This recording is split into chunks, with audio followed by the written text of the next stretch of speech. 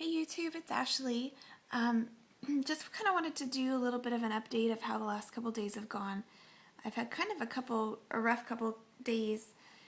I had my SIS on Thursday, and then I had some pretty severe cramping Thursday afternoon and Thursday evening. So bad that, I was hurled over, heating pad. I did take like an eighth of Vicodin, which I don't like to take pain medication very much, so it's kind of a big deal. And I got really, sick from it. I was exhausted. I was overtired. And when I got in bed at like 1:30 in the morning, on my last video, if you watched it, I thought that my friend was in labor because she was calling me and she'd normally just text me. And she wasn't, but she was at 1:30 in the morning, and she called me, and I just told her to go back to bed, that she was fine. I didn't think that she was really, it was her first baby. I didn't think she was in active labor or anything. Didn't even think she was in early labor. So I went back to bed, and she called me every hour until 6:30. And of course, if she's in labor, I'm not going to tell her that I'm here having cramps and that I'm not feeling well, because that would kind of seem a little bit silly to someone that's in labor. So I eventually got up. I went to the hospital, or I went actually to her house on base. Her husband's in the Air Force. And we walked for a little while and then got to,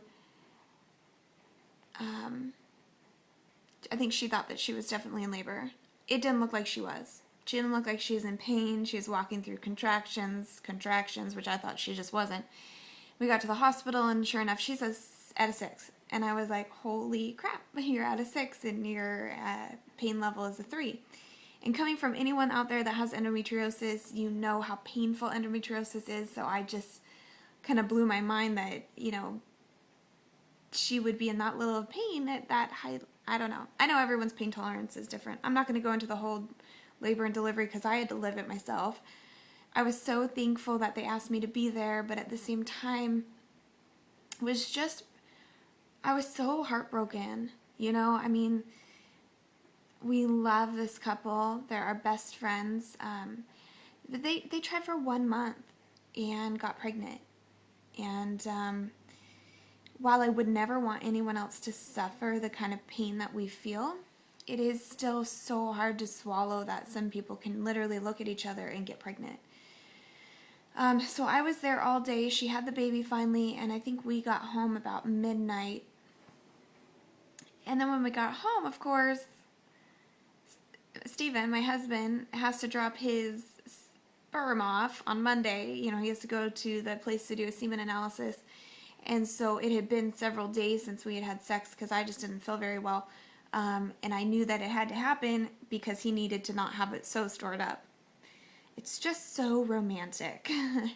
So it was kind of we got to get this over, we got to have sex.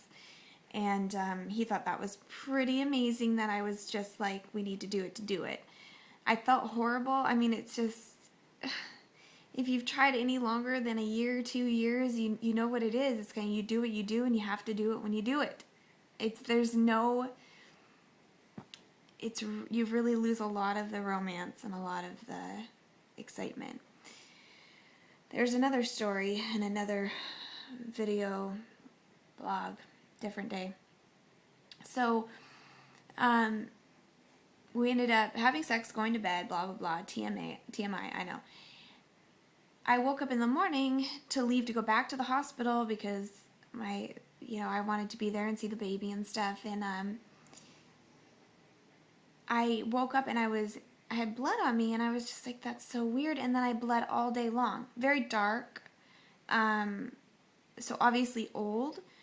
But at the same time, I was just cramping all day long. Cramping and, spotting and cramping and spotting. And just really so frustrated with this whole situation.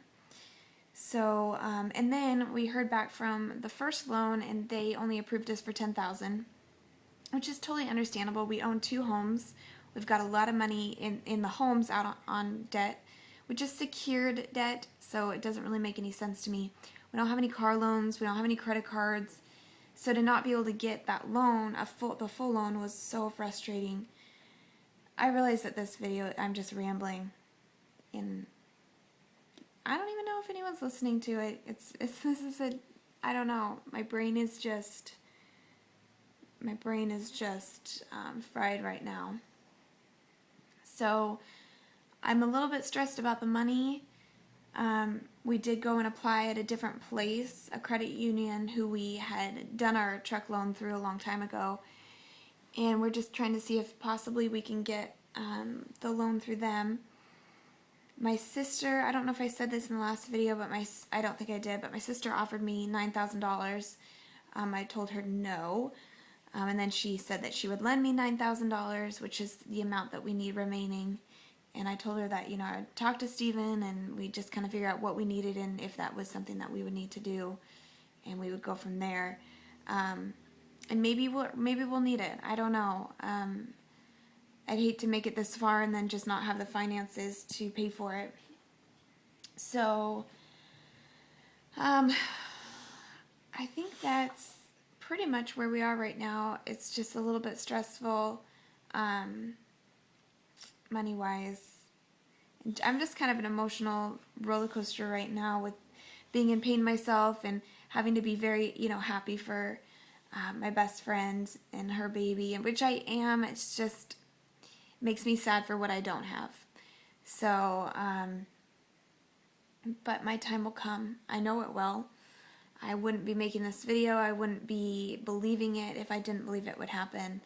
It's just, there still are moments where you're just so devastated and you don't understand why everyone else, it just seems to happen for them.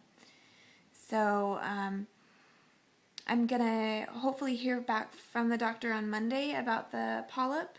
And the more that I talk to people, I've stayed off Google because you'll make yourself crazy. I know that a lot of you guys watched Gingerelle77, and she had commented about, or had just wrote a video. I'm sorry. She just posted a video about beta numbers and how you could look that up on Google and make yourself crazy about it. There's really no consistency in those numbers. And that's how I feel about polyps. I think that everyone has a different opinion on them. However, the majority of what people are saying is that normally they like to take them out. And yeah, they can be cancerous. I'm not thinking I have cancer, but it's not like it hasn't crossed my mind. I've been dealt some pretty shoddy health cards, so I don't know, it's a little stressful. I feel a little bit anxious. But I'm ready to get this cycle started. I want to be in the process. I want to have the money. I want to have everything set up so we can just do it and then, move on to the next step in our life. So this video was full of rambling. I don't even know what the point of it was, other than maybe for me to get what just happened in the last couple days off my mind, or I don't know. And then give you guys an update on a weekday or 2 days in my life. So I'm now going to go ahead and go to, hopefully go to bed soon, and then go to church tomorrow and just try to relax for the day and go from there. So I'll keep you guys updated on the status and how I've been feeling after the procedure. And it was such an easy procedure. I mean, it was a little bit painful, but I just don't understand why I had so much pain afterwards. But I don't know.